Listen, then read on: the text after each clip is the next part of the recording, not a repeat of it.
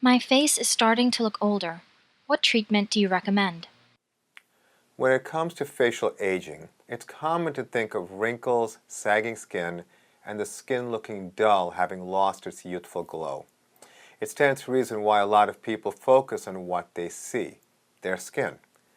This often results in frustration with creams and skin tightening procedures because what's being overlooked is the loss of volume in the bone structure and soft tissue, which is well below the skin. I'm Dr. Amiya Prasad. I'm a board-certified cosmetic surgeon and fellowship-trained oculofacial plastic and reconstructive surgeon. I've been in practice in Manhattan and Long Island for over 20 years. Facial aging and strategies to help people look their best at any age has been a major part of my practice throughout my career.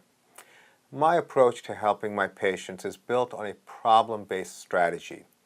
I developed this approach as a response to people who came to me frustrated with results after being treated by non-surgeons and surgeons.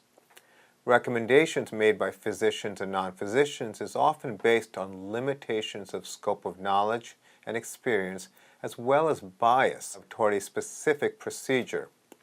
As a surgeon, I recognize that I can help my patients with a lot of new products and procedures from a perspective that many of my colleagues don't have or generally choose not to develop. I recognize how people are constantly being directed towards so-called revolutionary and miraculous solutions from profit-driven agendas with no concern about providing people with education and comprehensive strategies. Essentially, short-term transactions take priority over any concern for long-term consequences. I applied my knowledge and experience performing procedures such as facelift and cheek implants to non-surgical solutions such as injectable fillers, resulting in highly successful results which meet our patients' needs in the modern world. I routinely spend a lot of time providing my patients with education so they have a full understanding of their individual situation and make my recommendations to maximize their results with safety, predictability, and a quicker recovery. There are 5 general areas of concern which draws attention with facial aging. Number 1, fine lines and wrinkles. Number 2, the perception of deeper lines such as the nasolabial folds and marionette lines. Number 3, loss of definition in the cheeks, jawline, and chin. Number 4, thinning of the lips and lines around the mouth. Number 5, drooping of the eyebrows and eyelid skin as well as puffy-looking fat pockets in the upper and lower eyelids. Fine lines and wrinkles can represent a decrease in skin quality from loss of collagen in the skin as well as fat and support under the skin. More significant is the volume loss of bone and soft tissue. This level of loss is comparable to losing the foundation and framework supporting a building.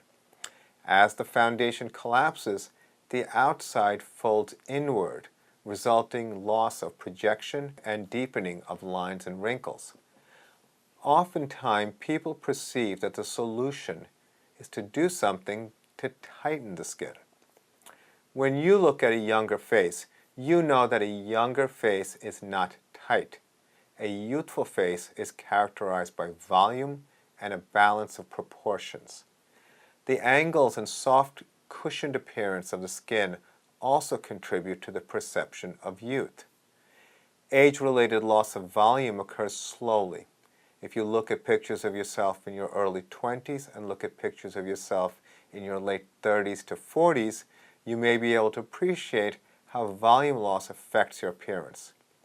This facial volume loss is again due to loss of bone, muscle, fat, and soft tissue. Bone loss is particularly important since loss of even a few millimeters of bone results in significant loss in facial volume. During consultation with my patients, after I educate them about facial volume loss, I discuss a strategy to improve their appearance from the inside out. By inside, I mean the improvement of volume at the bone level, followed by the soft tissue above the bone, and finally outside to the skin level. As a surgeon, restoring facial volume in the past was approached by the placement of facial implants.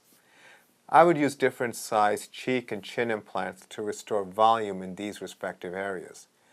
I also used to perform volume augmentation with fat grafting. This procedure involved harvesting fat with liposuction, processing the fat, and then placing the fatty tissue under the skin. These procedures did come with advantages and disadvantages which were discussed with my patients prior to surgery. These procedures were the best options in the past due to the limitations of the fillers available at the time. In the past several years, there has been significant advances made in filler technology, particularly in the hyaluronic acid fillers. In particular, certain hyaluronic acid products are more substantial and last for more than 1 year. The ability to precisely and predictably place longer-lasting fillers at the bone level and the levels below the skin with minimal recovery time created a change in the way I approach facial aging. Interestingly, restoring facial volume can also have a lifting effect. A certain percentage of sagging of the skin is from loss of support resulting from bone and soft tissue loss. Restoring volume has therefore a lifting effect as the added volume supports the skin and soft tissue. Facial fillers are very popular amongst many doctors. However, technique and experience are critically important in achieving natural results. Most doctors inject facial fillers at the soft tissue level of the face, which is right below the skin. When filler is placed at this level, the shape the filler takes can make the area look soft and doughy and even swollen. This has become commonly referred to as pillow face, which does not in any way resemble the firm, structured facial volume of a younger face.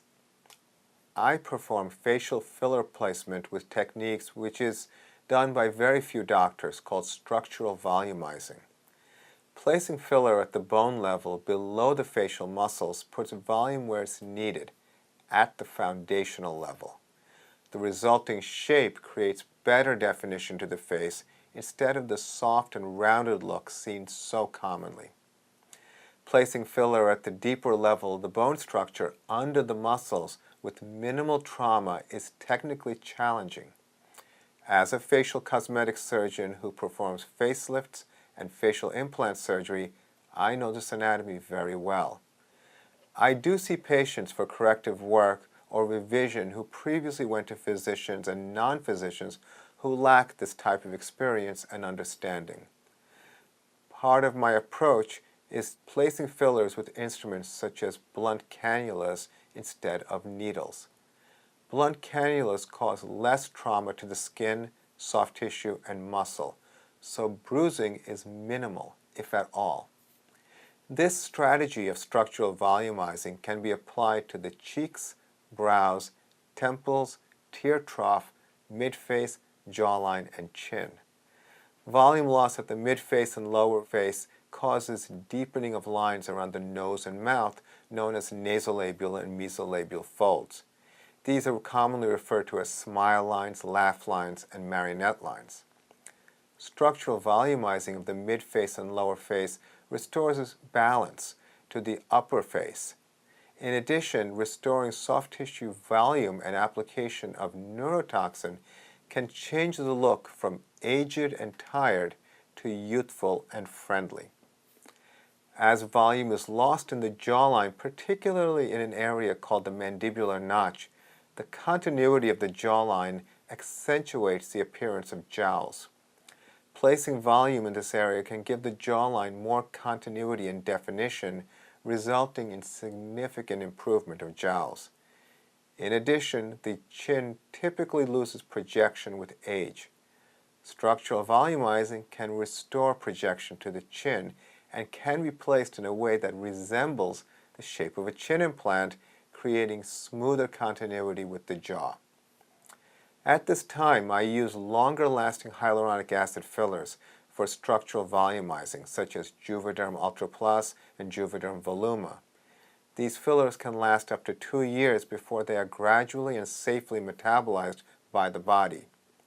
As far as recovery from a procedure is concerned, there is minimal swelling from a small amount of local anesthetic, and most people go back to work the same day or the next day. This procedure has been very helpful for my patients who need to look good on short notice. Events such as weddings, birthdays, and reunions inspire a lot of my patients to come in and do this procedure. As a routine, I see patients after 2 weeks to see how everything has settled. This is a time when an enhancement can be done for subtle improvements. The effects of structural volumizing can be dramatic and restore appearance with confidence in a few minutes. This has been an ideal procedure for people who come in thinking that they need a facelift, but in reality are better candidates for volume correction. This type of volume enhancement has a remarkable impact on the face without surgery. I hope you found this information helpful. Thank you for your question.